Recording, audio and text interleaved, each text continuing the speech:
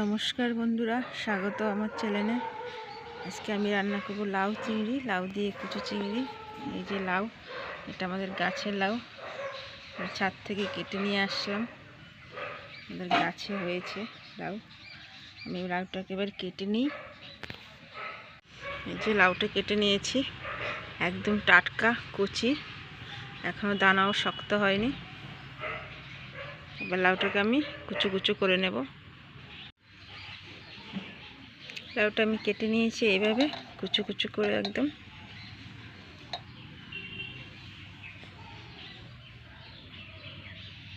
অর্ধেকটা কেটেছি, অর্ধেকটা এখনো রয়েছে। এই যে কুচো চিংড়ি, এই চিংড়ি দিয়ে করব লাউ।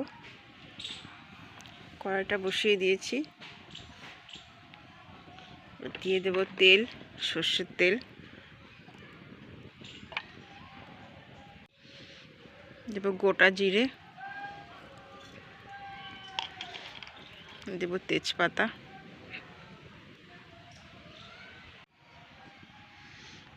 তেলটা গরম হয়ে গেছে, দিয়ে দেব কাঁচা লঙ্কা,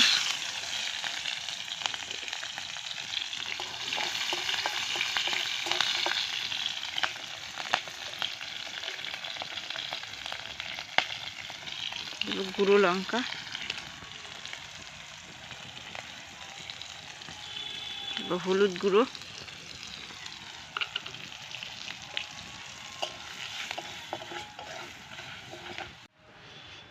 এবার দেব চিংড়ি মাছটা, একদম কুচো চিংড়ি, একটু হালকা ভেজে নিয়ে একসঙ্গে বসিয়ে দেব।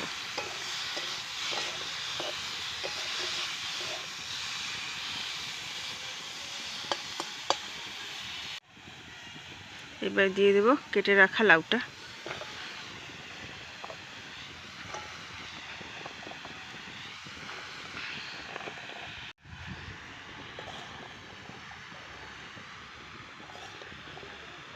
ভালো করে নেড়েচেড়ে মিশিয়ে নেব।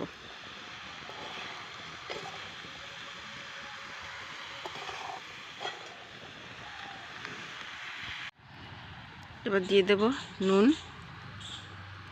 নুনটা দিয়ে একটু ঢাকা দিয়ে দেব, লাউটা ভালো করে মজে যাবে। তাহলে কড়া ভর্তি হয়ে গেছে, একটু ঢাকা দিয়ে দিলে একটু মজে যাবে। ঢাকাটা খুলে নিয়েছি। এই যে লাউটা মজে গিয়ে জল বেরিয়েছে, এতে আর জল দেব না, এই জলটা দিয়েই সেদ্ধ হয়ে যাবে।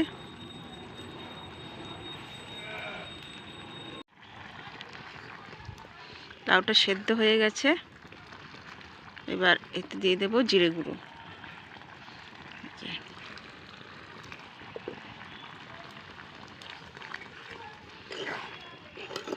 ভালো করে মিশিয়ে নেব।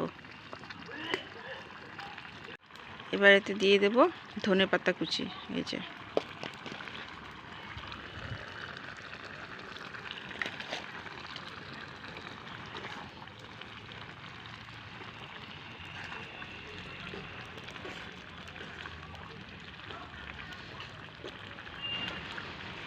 একটু চাপা দিয়ে রেখে দেব।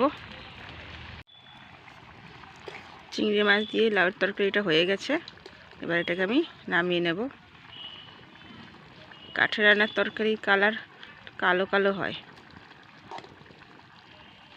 নামিয়ে নেব এটাকে।